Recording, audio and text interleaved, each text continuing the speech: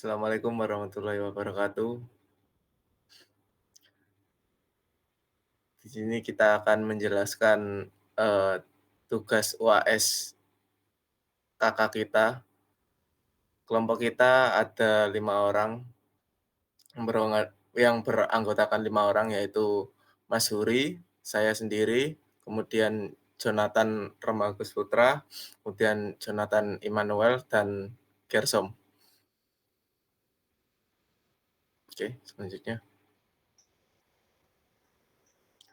Untuk daftar isinya, eee ini bab satu diisi dengan latar belakang, kemudian identifikasi masalah, asumsi, kebutuhan, dan limitasi. Kemudian untuk bab keduanya kita isi tujuan, measurable outcomes, or business criteria. Untuk bab tiganya kita isinya data collection, statistic description, data visualization.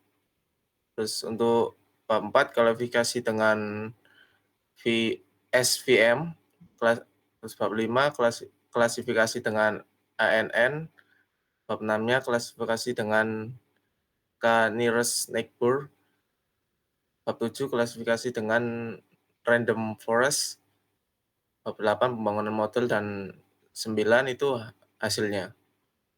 Oke, selanjutnya.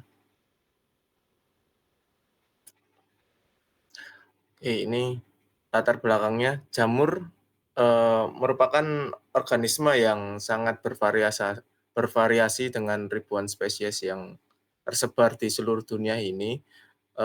Beberapa jamur itu dapat dimakan dan memiliki nilai gizi yang sangat tinggi, sementara untuk yang lain itu tergolong beracun dan dapat menyebabkan keracunan serius, bahkan kematian.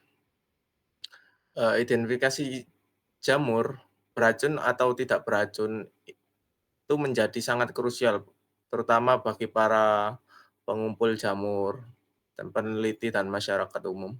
Dengan perkembangan teknologi dan peningkatan akses terhadap data, penggunaan metode pembelajaran machine learning telah menjadi pendekatan dalam penelitian ini, mencakup berbagai atribut fisik dari lingkungan jamur seperti diameter cap, bentuk cap, attachment, dan warna insang, tinggi, dan lebar batang jamur, serta klasifikasi beracun atau tidak beracunnya.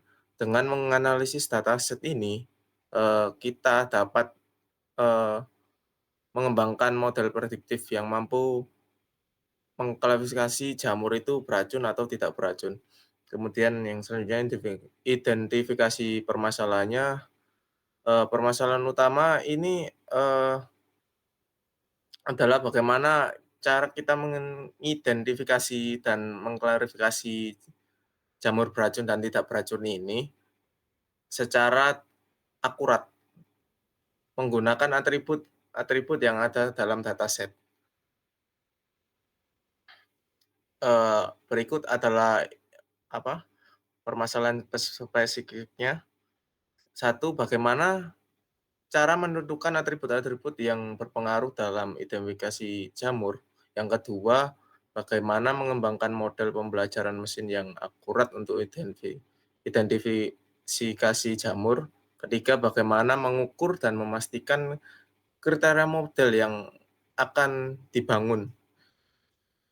Keempat, bagaimana model ini dapat diterapkan dalam konteks dunia nyata untuk membantu masyarakat dan peneliti untuk mengidentifikasi jamur, baik itu jamur beracun atau tidak beracun. Kemudian asumsi kebutuhan dan limitasi. Asumsinya data yang tersedia terlalu referensi representatif dan mencakup berbagai jenis jamur yang relevan. Dua, setiap jamur dalam dataset memiliki nilai yang konsisten dan akurat. Ketiga, atribut dalam dataset independen satu sama lain meskipun dalam realitas mungkin terdapat beberapa korelasi.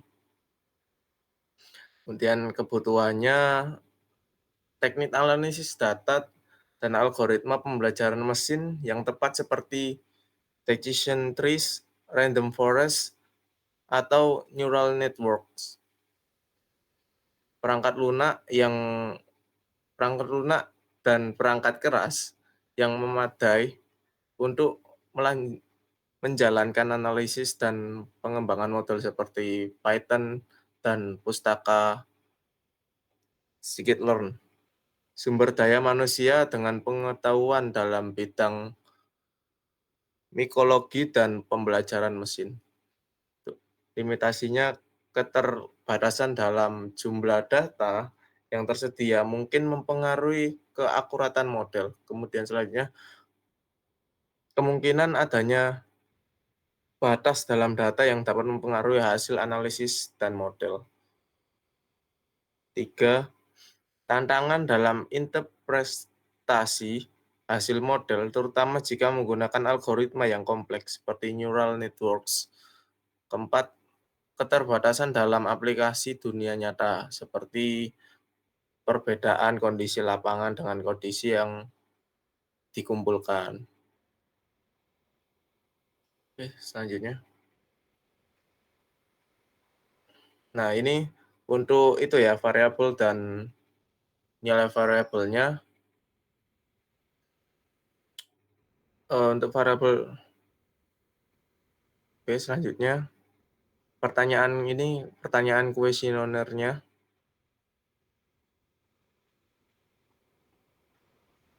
Selanjutnya yaitu tujuan. Proyek ini bertujuan untuk mengembangkan dan mengevaluasi model pembelajaran mesin yang mampu mengklarifikasikan jamur sebagai beracun atau tidak beracun berdasarkan atribut fisik dan lingkungan dari jamur itu. Berikut adalah spesifikasi dari proyek ini. Yang pertama yaitu ada identifikasi atribut penting. Nah, ini digunakan untuk menentukan atribut fisik dan lingkungan yang paling berpengaruh dalam klasifikasi jamur beracun atau tidak. Ini dapat melibatkan analisis data untuk memahami hubungan antara berbagai atribut dan klasifikasi jamur. Kedua, pengembangan model pembelajaran mesin. Mengembangkan model prediktif menggunakan teknik pembelajaran mesin yang mampu mengklasifikasikan jamur dengan akurat yang tinggi. Model ini akan dilatih menggunakan dataset yang mencakup berbagai atribut jamur. 3. Evaluasi kinerja model. Mengukur dan mengevaluasi kinerja model yang dikembangkan dengan menggunakan matriks evaluasi yang sesuai, seperti akurasi, presisi, recall, dan F1 score. Validasi model juga akan dilakukan untuk memastikan generalisasi yang baik pada data yang tidak terlihat. Keempat, implementasi dalam dunia nyata. Penerapan model yang dikembangkan dalam konteks dunia nyata untuk membantu masyarakat umum dan para pengumpul jamur dan peneliti dalam mengidentifikasi jamur itu beracun atau tidak. Ini tuh bisa melihatkan pembuatan aplikasi atau alat yang mudah digunakan untuk memprediksi klasifikasi jamur berdasarkan atribut yang telah diinputkan oleh pengguna. Kemudian yang terakhir yaitu peningkatan keselamatan dan pengetahuan.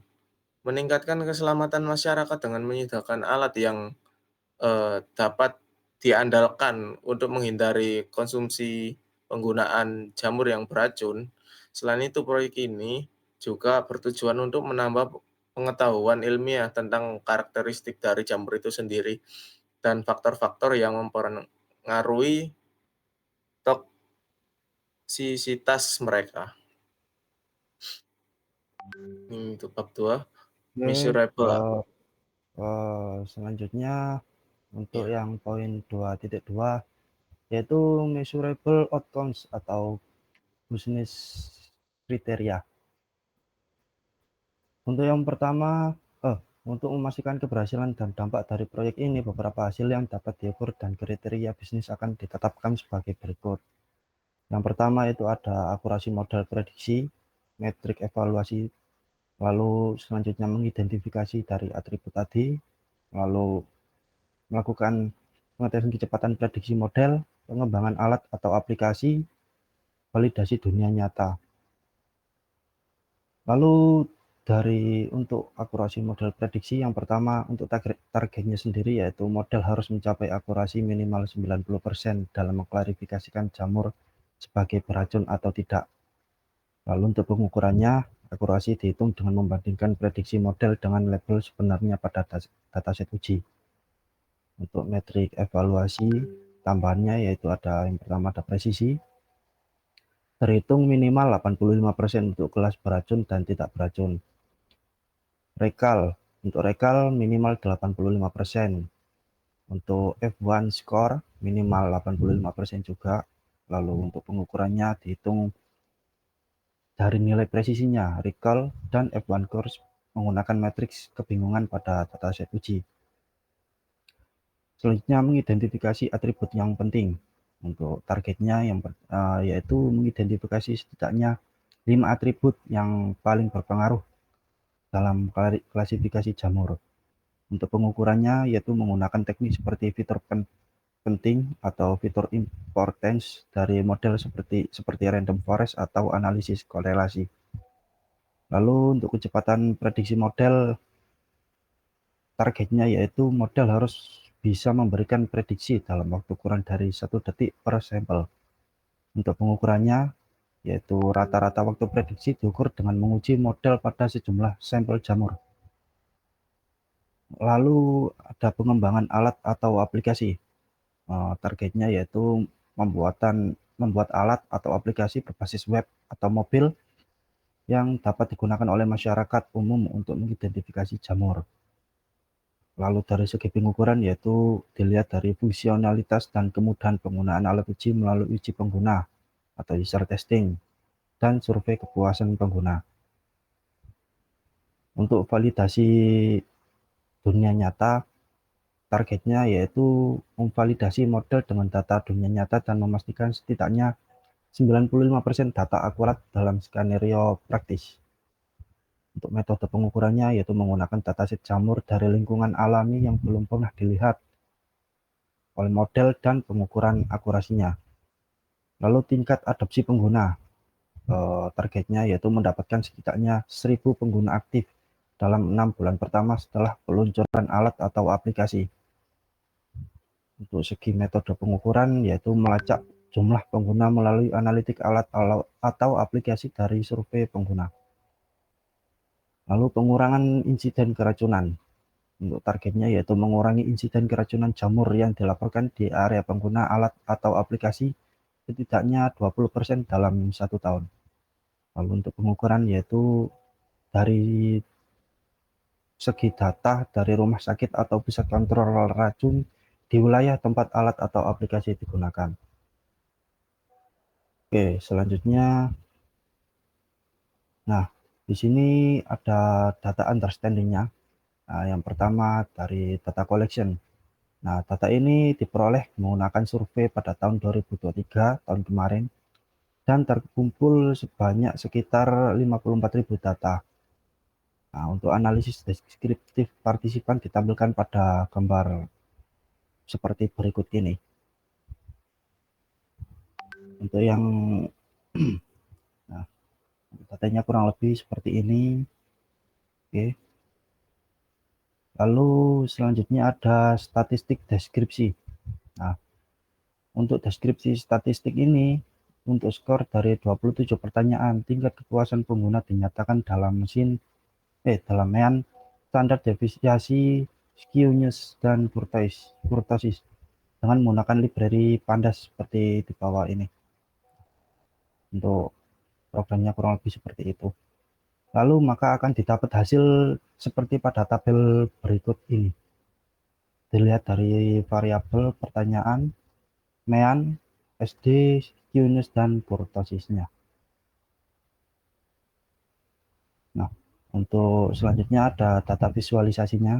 Nah, nilai mean, standar deviasi, skewness, dan kurtosis dari setiap variabel dapat divisualisasikan berturut-turut menggunakan kode sebagai berikut.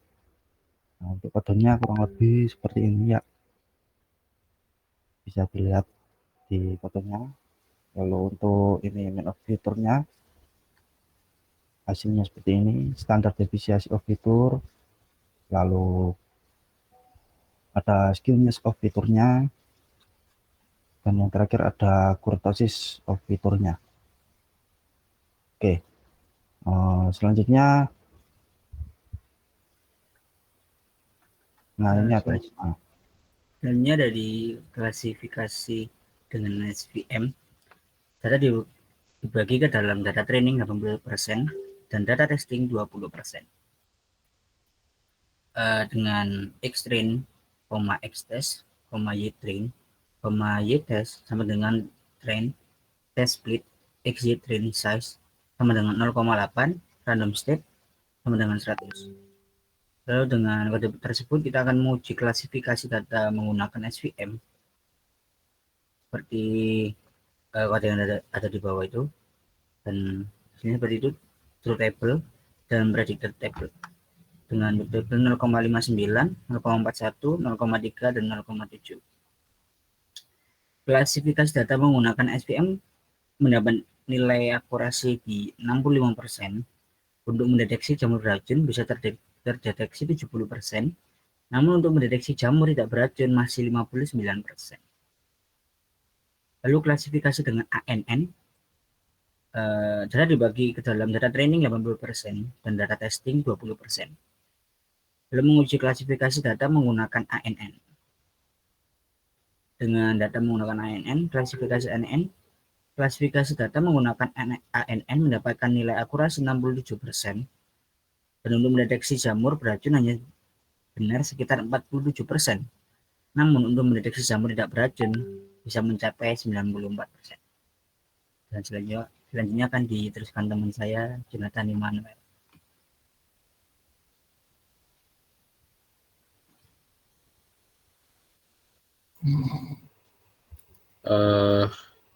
Oke, kita masuk ke klasifikasi dengan Canary Neighbor. Yang pertama, data dibagi ke dalam data training 80% dan data testing 20%. Terus kita uji dengan klasifikasi KNN. Ya, bisa dilihat pada Python code-nya sebagai berikut. Terus ada akurasi testing KNN yang hasilnya itu 0,7 kalau digambar. Terus di sini ada deskripsi juga, klasifikasi data menggunakan KNN mendapatkan nilai akurasi 71, yang ini adalah 0,71. Untuk mendeteksi jamur beracun mencapai 74% dan jamur tidak beracun 69%. Ini 69, ini 74. Lanjut ke random forest. Sama, dibagi 80-20% juga. Di sini 99% klasifikasinya. Terus hampir mencapai 100% juga pada tidak beracun sama beracunnya.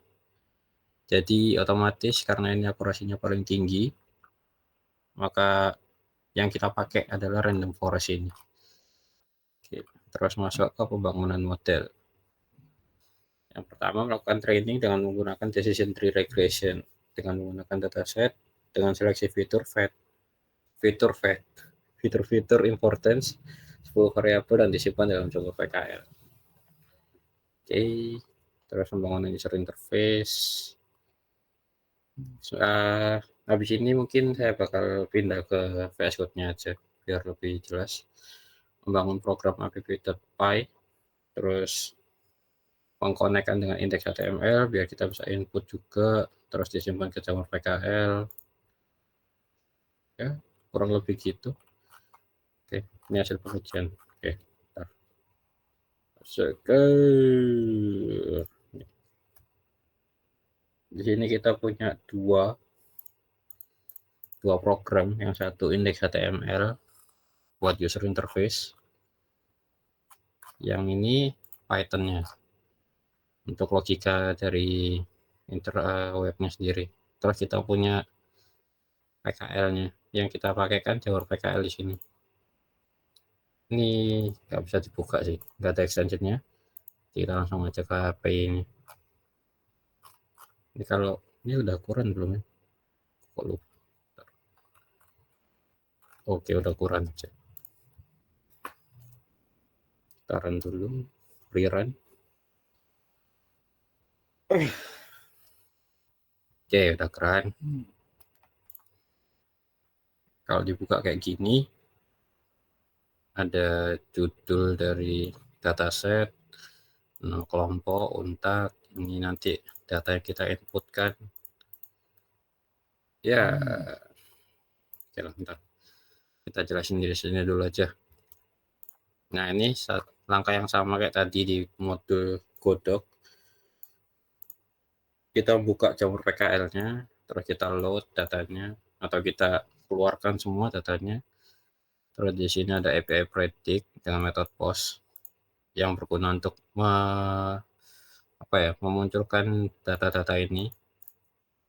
Terus kita request ke JSON, karena ini bentuknya JSON, kita rubah jadi JSON. Terus ini kita input data kita. Di sini kita inputnya per kolom, cap diameter, cap shape, terus ada kill attachment, kill color, steam height, steam width, steam color, sama season. Jadi klasifikasi beracun atau tidak beracun itu ditentukan dari 10 variabel ini. 10 ke 9 ke 4, 6, 10. Dari 10 variabel ini kita bisa menentukan klasifikasi dari jamur. Apakah jamur itu beracun atau tidak beracun. Seperti yang di sini. Ya. Result tidak beracun kalau prediksinya 0. Jadi kalau prediksinya 0, maka dia keluarnya tidak beracun. Kalau else, kalau selain 0 banget dia beracun. Maaf. Return justify toxicity result. Oke. Jadi nanti hasil dari perbandingan ini semua dikembalikan ke toxicity ini. Jadi result nanti akan ditampilkan. Ya, ini terus dikembalikan ke index.html. Index.html-nya ya ini cuma user interface. Ini buat input diameter, cap diameter, ini input cap shape, input kill attachment, dan lain sebagainya. Terus ini cek sekarang nih button, tipenya submit. Jadi kita akan perbandingan ini semua variabel, dan ya ini tadi di bagian kanan ada data kelompok sama nama dari dataset kita. Nah, di sini kita punya form data baru yang mana nanti jadi form entries, nunggu inputan.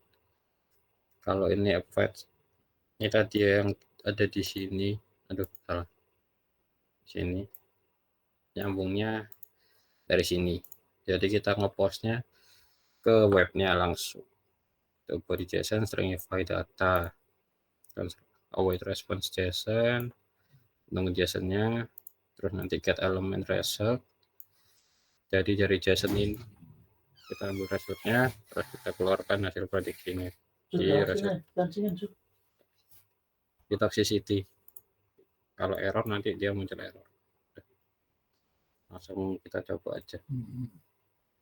Ini udah ada last use-nya. Kita cek sekarang, ini tidak beracun. Kita coba yang beracun sekarang. Ini entah serah.